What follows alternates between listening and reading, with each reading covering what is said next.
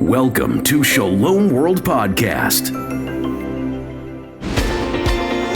Welcome to Shalom World Podcasts, a platform where we celebrate the power of love, faith, and unity in shaping our lives. We have the privilege of speaking with extraordinary peoples whose unwavering commitment to faith and service has touched hearts across the globe. Joining us are leaders of Couple for Christ Ministries, a beacon of hope and inspiration for countless families worldwide. We are so happy to be joined here with Couples for Christ. Shalom World is the official partner, a media partner for Couples for Christ, and so happy to introduce. We have Manny and Grace. Welcome so much. Thank you for being here. Thank you.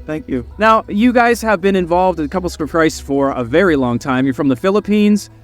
Just in case people aren't familiar with Couples for Christ and what the ministry is about, how it got started, can you share with us just a little bit about it? Yeah. Couples for Christ is a community of evangelizers. Our task, our vision is to renew, to be family evangelizers, renewing the face of the earth. It's a lay Catholic community which was established in the Philippines in 1981.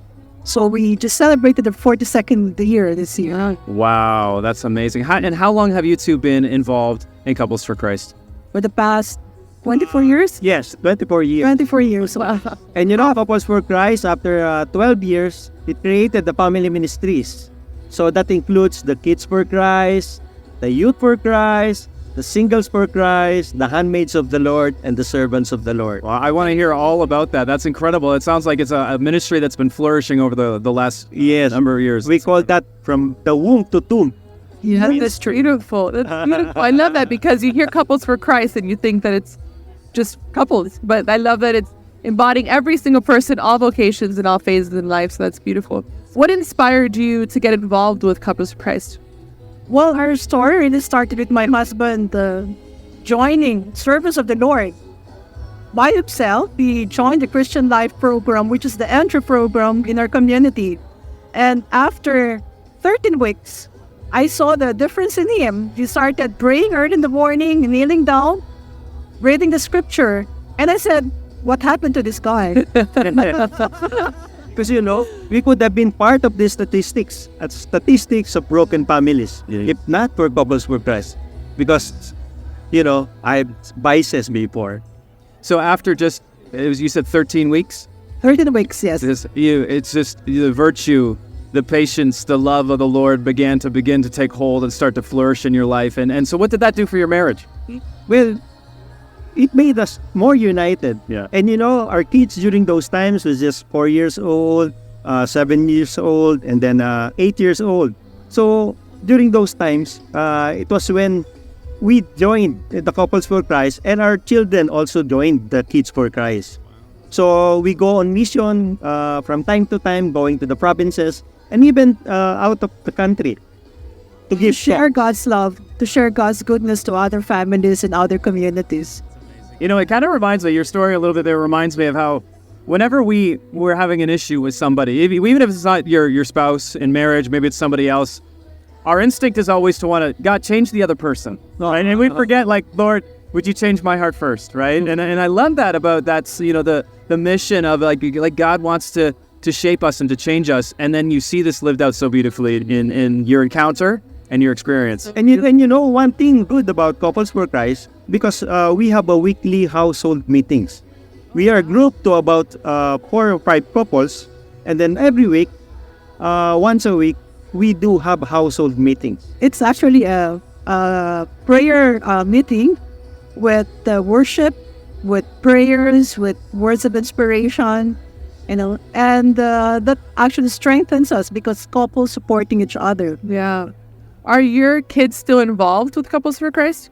They're now in their adult years. Our eldest is 31 years old, just with Singles for Christ. So is with our youngest, who is around 27 years old. Our second son just got married this year, so we're praying to the Lord that he and his wife would soon be Couples for Christ. So they're all still involved in the faith. Yes, they are. That's beautiful. A lot of people, I know many parents might included, they kind of struggle. They have children that have left the faith. What kind of message would you say, what would be the best way to continue to have the children be involved in the faith? It's not really easy, with a lot of destructions in the world. But Manny and I made a decision that whatever happens, even if our children can decide for themselves, we will always lead them and push them towards the Lord. And our favorite verse from Joshua, as for me and my house, we will serve the Lord. Yes, I love that. I love that. What encouragement would you give to perhaps younger families, couples who really have a desire, who have young kids, perhaps even young people who are here at World Youth Day, and they want to help nurture that faith in them? Because obviously this ministry initiative was born out of Couples for Christ to be able to include family and ministry. And I know in the work that I have done in ministry, it's almost not enough to just focus on just youth ministry. We also need to include the wider family, right? Because if it's just the youth, if the parents aren't on board, then it's going to fizzle out, And so how have you seen that impact the faith lives of those who participate in that? Well, in Couples for Christ, we have so many activities, so many informations and teachings that involve each and every member of the family. That's why Manny said it's a 1-to-2 ministry. So nobody's excluded. So to the young families, maybe our message is just persevere and bring your children closer to the Lord, and other family members too, like your aunts, uncles, grandparents.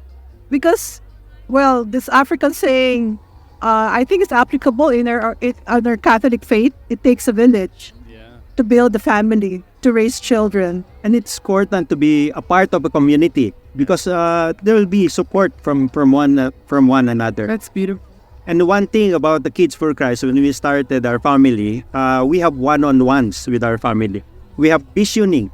What is our vision for our family? So our children writes what are their visions. Wow. What are their dreams? Like my son wrote, I want to go to Singapore or want to go to Japan.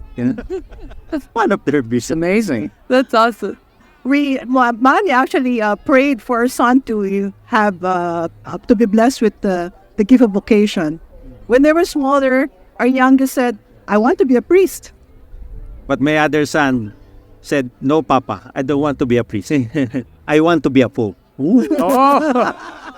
That is awesome. Be the first Philippine pope. She was named after St. John Paul II because he was born in the year that the Pope visited us in 1995 for the World Youth Day. Yeah, how was that? I mean, I think it's one of the largest World Youth Days ever happened in your country. Oh, yeah. How did that That feel? was about 4 million. Yeah. Held the Guinness Book of World Records for a while, I believe, right? Yeah. Way to go. Awesome. I was on my 8th month of pregnancy, so I was just watching the Pope and everything that was happening on TV. But it was great, It was Manny was out there. And so, talking about World Youth Day, then, how have you seen World Youth Days over the years affect and impact people's lives and their faith? Especially young couples. This is a gathering of young adults from 18 to 35, and some of us just barely fit that bracket. Some of us don't, myself included. But how have you seen their lives being transformed by building of relationships in events like this, with World Youth Day? Yeah, it's very important because we get to see a lot of people, a lot of youth really praising the Lord. And Praying even while walking around the city. We met some young couples who several years ago were pilgrims themselves, but now are carrying their babies, small kids, bringing them to World Youth Day. And it's really amazing and really awesome to see them, bringing their kids to the same experience that they had. It's like a World Youth Day couples, where they meet at World Youth Day, and then the next World Youth Day they're married and they have a kid, and It makes you think, Chris, that maybe there was something in that experience that they want their children to also feel, to go through. I know the Philippines, a lot of my friends are Filipino. They're incredible people, very faith-filled. I know it's a big part of the culture as well. Is Couples for Christ just in the Philippines, or is it in other places as well? It's all over the world. That's what I thought. It's in more than 120 countries now. Wow. We're here in Portugal and other parts of Europe, Africa, Oceania, Americas, North, Central, and South America. Even in China. In China. Laos. Asia, Southeast Asia. We were former country coordinator of Laos and United Kingdom. So we go there from time to time. And you must run into couples that are just hungry for that good, solid Catholic fellowship. I know my wife and I, we don't have a ton of amazing Catholic community, because of the nature of my work with traveling and ministry and stuff. We know these amazing couples, Catholic families all over the place, but we're not close to a lot of them as close friends. And so what advice would you give to people who just have that zeal, that desire, and just feel like, man, I'm so isolated and alone? Go find your community. Yeah. If there's couples for Christ in your country, in your parish, approach any one of them. Here in Europe, if you see somebody in the choir, somebody singing in the choir in church, chances are Filipino. he or she is a member of Couples for Christ. So they're not hard to find. They're not hard to find. So we have a booth in the City of Joy. Couples for Christ booth in City of Joy. Oh, yes, And I there saw were a that. lot of people coming in. And asking about, different countries, what we do. Yeah, can you explain, what if you're part of a Couples for Christ community, what does that look like as far as, logistically on the ground level, when you get together, how you gather, what is the kind of commitment that you are encouraging for couples to be part of Couples for Christ? We have a covenant. Okay, what is We that? have a covenant card. It's You have to pray for 15 minutes a day. Okay. you have to read scripture. It's very specific. You have to fellowship. You have to attend your household meetings. And so you're making a promise as you're being part of this community, I am devoting myself to this, to community, to faith, and these are the things that I'm going to commit to do But it's not a promise of the community, Chris.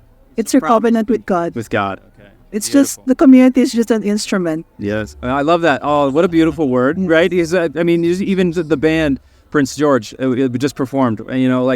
They're singing songs, and you see people that are just raising their hands and praising God, and they're being used as an instrument of God to lead people to Him, just like you guys are in your ministry with Couples for Christ as a tool, as an instrument.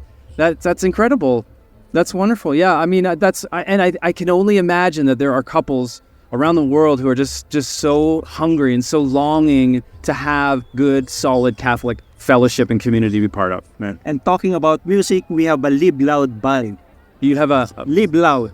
oh yes. Which had a praise worship here the other day. Can you talk about the faith in the Philippines for a minute? Just historically has been a very, very faith-filled country. I don't know the statistics, but it's got to be somewhere in the 90% plus of people who would perhaps suggest that they're Catholic. What is the faith like in your country right now? It's predominantly Catholic, Chris. We've been colonized by Spain, who brought the faith to us. We'll say about 80%. 80%, okay. Yes, but we're having now some concerns about, the commitment. I think in any part of the world, you'll see Catholics, having problem with commitment to their faith. So World Youth Day is actually a very, very good way of, just reviving. Reviving. I was going to ask that because I think you're right. That is definitely an issue. But when you gather around and you see this, I keep telling my friends the church is so alive. Actually, And it's so here, and it's such a reminder of that. What has that been like for you? I'm sure you've attended other World Youth Days, but how has this one specifically spoken to your hearts? this morning in our accommodations, I saw a group of young Americans just praying together. And I said how beautiful this is, because when you read, especially on social media about what the youth are doing nowadays, there's nothing about, their faith. But we see it, we experience it here, that they're really, they're praying the rosary while walking around the city. We have never seen anything like this. Isn't that beautiful? What a testament that is to the world, right? And then we have not only just the vast numbers of people, but you walk past them on the streets and instantly break out in song and praise or dance. True. And then, I saw a lot of priests, young priests. Yeah. So inspiring. And nuns. A lot of religious. I keep commenting on how beautiful all the habits are. It's like I love seeing all the different habits, different orders, and The red one? Yeah. The red apron, the one. Talking about the colors. And one, The fashion of it. Forget about the locations for a minute. We're just going to talk about the superficiality of that. and one thing good about Couples for Christ, we're now able to raise nuns and priests about more than 200 of them. And so you're seeing vocations as a Yes. fruit Yes. of this It's very initiative. important. And I think that's really the test of it, right? Is the fruits of what is coming out of it. And you see people like an experience, an encounter that you had where you were a changed man. You know, something happened in that time frame when you grew closer to the Lord, and He started to work within you and produce these fruits in your marriage and in ministry as well. You see those things coming alive, and we see that here at World Youth Day too, right? We see people's lives being transformed in a powerful way. True. It's amazing. Right? Isn't it inspiring? Do you feel inspired by taking part in these kinds of events? Yes, we're already seniors. I'm already 63 and Grace. 61. And you're still feeling inspired. Yes, Yeah. and we can walk miles and miles. We're excited to go back home and share what we've learned here, what we've experienced here. We cannot stop talking about it. I think there's a lot of people around the world who are inspired by what's happening here. A lot of people who probably don't fit within the age range of young adults, I'll say, but want to be part of something like this wherever they are. And so if you could maybe direct people compared to the Couples for Christ website, if they want to get involved and have that, foster that community, where would they go? It's couplesforchristglobal.org. Okay. Global.org. So you can find it and Google it, or any other search engine. Wonderful. Well, thank you so much for taking the time and for your wonderful ministry. I know Shalom is a official media partner for Couples for Christ. Very honored for that. So thank you for all of your ministry work that you do. Thank you for joining us today. Tuned into Shalom World Podcast for this extraordinary event that celebrates faith, love, and unity.